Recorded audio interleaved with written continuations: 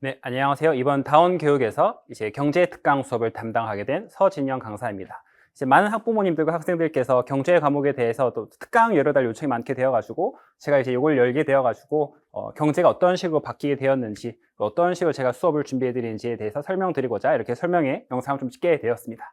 일단 제 소개만 간단하게 드리자면 저는 서진영이라는 사람이고 서울대 경영학과를 나왔고 현재 이제 다원교육하고 다원교육 특목관에서 통합사회하고 법 수업하고 경제 수업을 주로 담당을 하고 있습니다. 일단 총 세 가지 정도 얘기를 제가 준비해 왔는데요. 일단 이제 교육과정이 바뀌게 되면서 이제 경제 교과서도 새롭게 쓰이게 되었거든요. 그래서 이제 수능 경제하고 이제 바뀌게 된 진로 선택 경제하고 어떤 차이가 있는지 간단하게 소개를 해드리도록 하고, 그다음 경제 선택에 대한 어떤 이점과 그다음에 제소의 커리큘럼을 소개해드리고 마무리해드릴까 합니다. 일단 이제 경제가 어떻게 바뀌어야 되는지 제가 먼저 결론부터 말씀을 간단하게 드리자면 크게 바뀐 것이 없다. 물론 이제 단원의 구성 측면에서 이전 수능 경제보다 조금 더 깔끔하게 바뀌긴 했었지만 그 안에 구성하고 있는 구체적인 내용들이라든지 핵심적인 내용들은 크게 바뀌지가 않았습니다. 그래서 일단 큰 틀에서 미시, 거시, 국제, 그래서 미시에서 많은 학생들이 가장 어려워하는 기회비용이라든지 거시 파트에서 좀 많은 학생들이 어려운 총수요, 총공급 모형에 따라서 어떤 식으로 이제 경기 변동을 조절하는지, 국제 경제 파트에 대해서 환율이라든지 아니면 이제 국제 무역 같은 것들 어떤 식으로 이제 결정되게 되는지에 대해서 배우게 되어 있고, 크게 다른 건 없다고 생각하시면 좋을 것 같습니다. 다만 조금 다른 점이 있다고 한다면은 미시 경제 파트에서 한계적 의사결정 파트가 들어가게 되었습니다. 그래서 이제 한계적 의사결정이라고 해가지고 처음 듣는 말이다 보니까 좀 많은 분이 좀 낯설어하실 것 같긴 한데 크게 어려울 건 없고 그냥 투입 대비 산출을 똑같이 맞춘다라고만 생각하시면 좋을 것 같습니다. 크게 어려운 내용은 아니에요.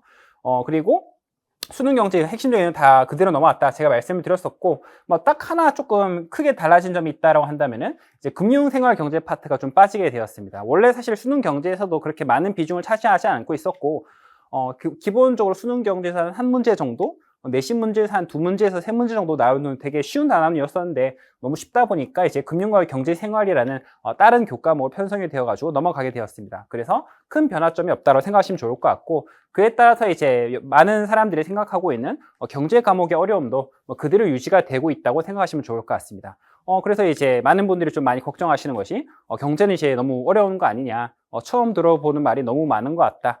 나는 못할 것 같아. 수학 계산 해야 되는 거 아니야. 이런 말 걱정을 되게 많이 하시는 것 같은데, 근데 많은 사람들이 이렇게 생각할 때일수록 오히려 경제를 훨씬 더 선택을 하고 도전을 해야 되지 않냐라고 제가 과감하게 말씀을 드릴 수 있을 것 같습니다. 일단 경제 과목에 포함되어 있다는 것부터가 이제 꼭 이제 상경계를 지원하는 학생뿐만 아니라 이과대학을 지원하고 공과대학을 지원하건 거의 대부분의 대학교를 긍정적으로 평가를 하고 있고, 어쨌건 문이과 융합형 인재로서, 그럼 문과라면 훨씬 더 좀 전문적인 인재로서 좋은 평가를 받을 수 있는 어떤 기회가 되지 않을까를 말씀을 드릴 수 있을 것 같습니다. 그리고 이제 가장 제가 추천드리고 싶은, 그리고 경제 선택의 가장 큰 이점이 뭐냐면은 경제에 대한 어떤 두려움이라든지 무서움 같은 경우는 될 수 있으면 고등학교에서 끝내는 것이 가장 바람직하지 않겠는가. 일단 가장 첫 번째로 생각해 볼 점이, 일단 제가 여기 적어두긴 했었지만 수능에서 국어, 독서 지문에서 좀 큰 이점을 가질 수 있게 되지 않을까. 많은 학생들이 어쨌거나 경제 지문이 등장하게 되면 환율이 등장했다, 아니면 기회비용이라는 개념이 등장했다가 나오기 시작하면 되게 벌벌 떨게 되는데, 사실 한번 공부하거나 그렇게 어려운 개념은 아니거든요. 그런 점이라던가, 꼭 이제 어쨌거나 상경계뿐만 아니라 거의 대부분의 학과가 다 선호하는 그런 것들이기도 하고, 무엇보다도 어쨌건 문과 학생들이 배우게 되는, 꼭 이제 문과 학생뿐만 아니라 모든 사회 과목을 통틀어 가지고 일상생활이라든지 아니면 앞으로 살아감에 있어서 가장 필요하고 핵심적인 지식을 배울 수 있다는 점에서 경제라는 과목은 고등학교 때 배우는 것이 좋지 않겠는가. 그리고 경제가 너무 두렵고 어렵다고 느껴질수록 또 할 수 있으면 좋겠습니다. 강의 목표는 일단 어떻게 이제 제가 설정해놨냐. 일단 이제 너무 부담되지 않도록 이제 총 2회 수업에서 경제 내용을 다 개괄할 수 있도록 제가 구성을 했습니다.